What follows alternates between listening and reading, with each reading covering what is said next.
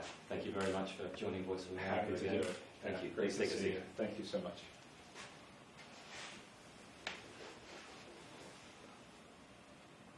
Here we go. Okay, well, thank you very much for your time again. For us. Things have moved so quickly since you last spoke to Voice of America.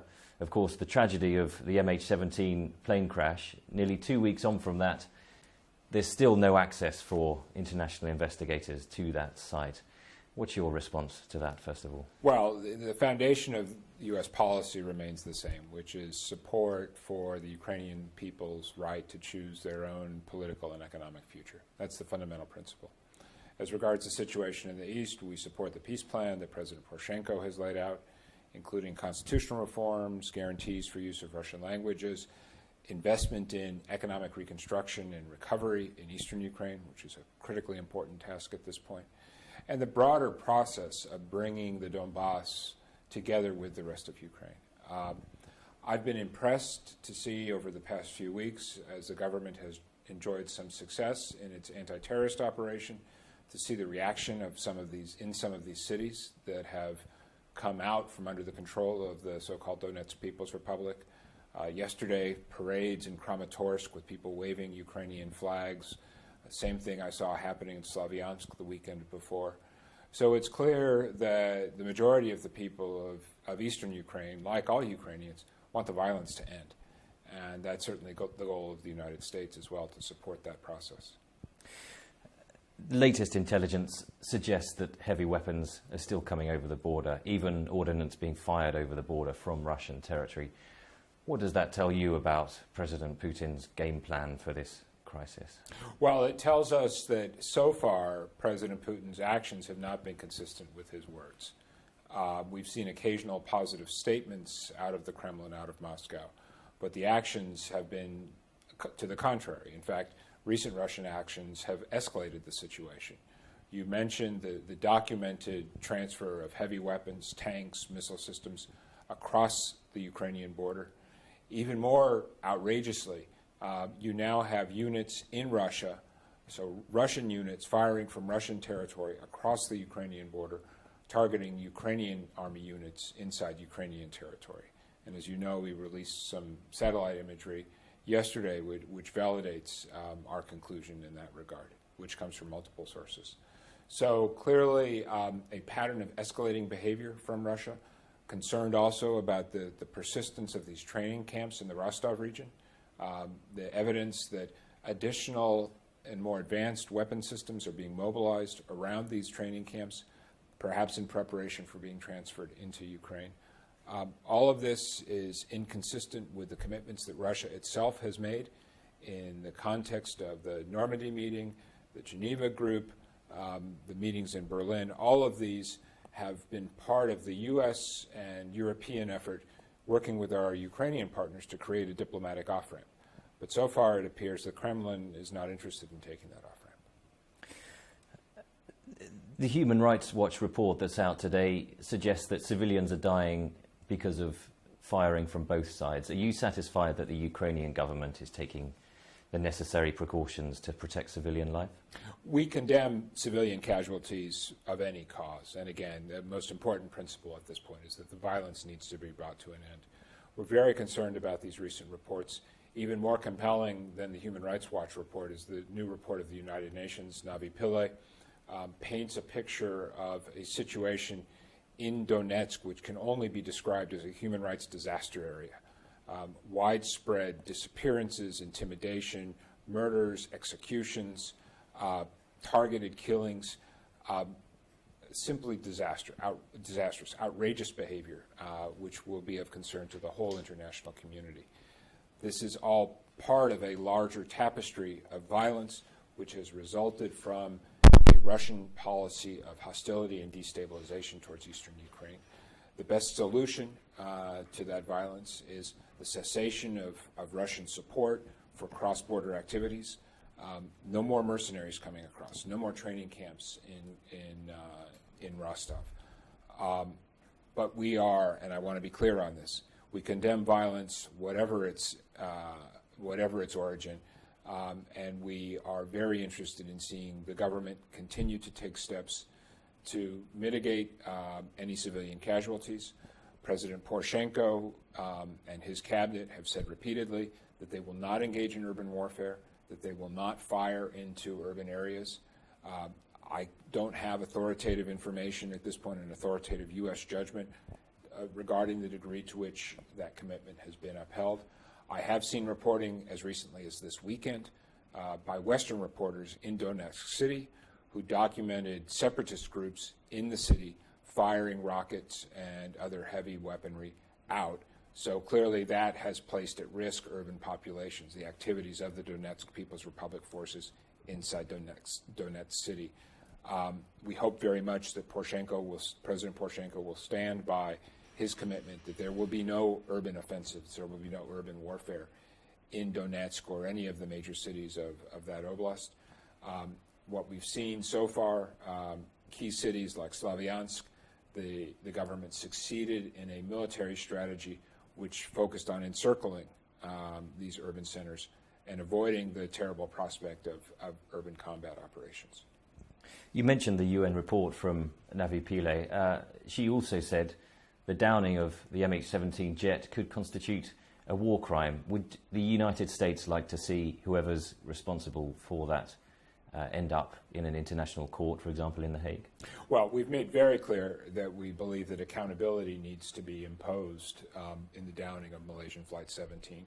That's why it's so important that the international investigators be allowed to do their work, that there be a credible international investigation so that the truth comes out. We are coordinating closely with the Netherlands, which is leading the international investigation by a decision of the Ukrainian government, in coordination with many other international partners, including, of course, Malaysia, Australia, the UK, Germany, the US is supporting. I have not seen a consensus emerge among that group regarding exactly the venue in which justice should be pursued, but it's very clear that justice is required and that accountability needs to result. Moscow says the United States is exaggerating the influence that President Putin could exert on the rebels, that they are not under his control. Do you believe that he could communicate with the rebels and, for example, tell them to allow access to that crash site? Absolutely. And we've seen no indication of directions from Moscow to the separatists that they need to reconcile themselves to life under the Ukrainian constitution within the framework of Ukrainian law. We have seen extensive evidence, not just of the Russian material support that I described earlier, but also Russian direction. Telephone intercepts, which we assess to be credible, between major separatist leaders and authorities in Moscow. Critical to remember also that many of the leaders of the so-called Donetsk People's Republic are in fact Russian citizens. They're Russian passport holders. Several of them are Russian intelligence operatives. This is a so-called government which is to a large degree a creation of authorities in Moscow. So of course they have influence, and we hope very much that they will use that influence to encourage steps that de-escalate the crisis as quickly as possible, allow the kind of scenes that we've seen in Kramatorsk, Slavyansk, to be repeated in Donetsk, to be repeated in Luhansk. But that's going to take a change in tack from Moscow. There's talk of the position that President Putin finds himself now, backed into a corner. Is there not a danger that by backing him into a corner, the United States and its allies could in fact provoke something far more serious? Is there not a different diplomatic line that could be taken? Well, I'd say two things. First of all, this is a crisis which rests at Russia's doorstep.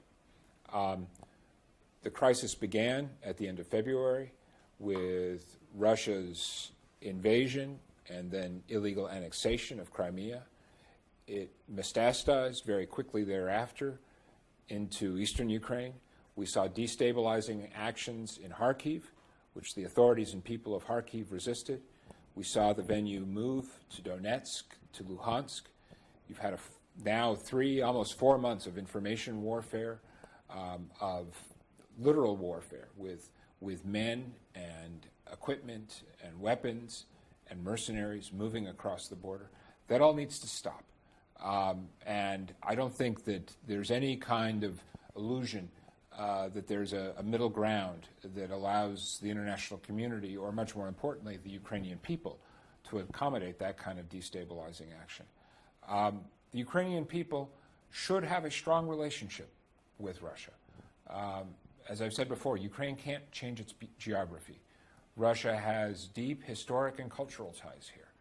But I've also seen Russia make a lot of enemies over the past months through the actions of the Kremlin.